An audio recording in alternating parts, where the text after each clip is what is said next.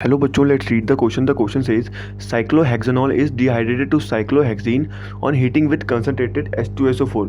If the yield of this reaction is 72%, then how much cyclohexene will be obtained from 100 gram of cyclohexanol?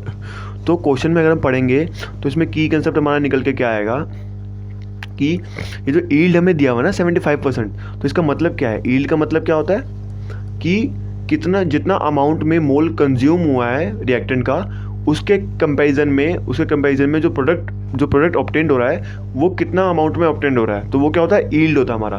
तो अगर 75% हमारा yield है तो अगर x मोल reactant consume हो रहा है तो जो प्रोडक्ट जनरेट ऑब्टेंड होगा उसका कितना मोल जनरेट होगा?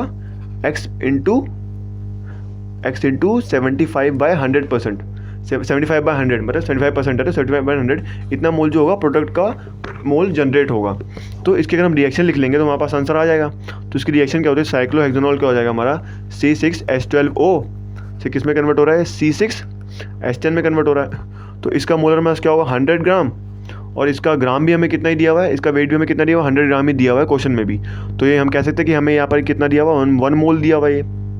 1 मोल हमारे पास C6H12 मतलब साइक्लोहेक्सेनॉल है, इसको हमने C6H10 में कन्वर्ट कर दिया। तो इसका 1 मोल हो तो इसका कितना ऑब्टेंड हुआ होगा? इसका भी 1 मोल ही ऑब्टेंड हुआ होगा बिना यील्ड के 1 मोल ही ऑब्टेंड हुआ होगा। पर यहाँ क्या बोला है? 75% की यील्ड है। तो 75% की यील्ड है तो मतलब इसका जो ऑब्टेंड होगा कितना होगा? 1 × 75/100।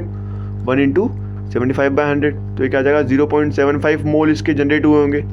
0.75 मोल्स हमारे पास आ गए। तो इसका मास निकालने के क्या करेंगे? Moles into molar mass. तो 0.75 इंटू इसका मोलर मास कितना है हमारे पास? C6H10 का मोलर मास क्या होता है? 82 ग्राम होता है। तो 82 से क्या करेंगे? मल्टीप्लाई कर देंगे।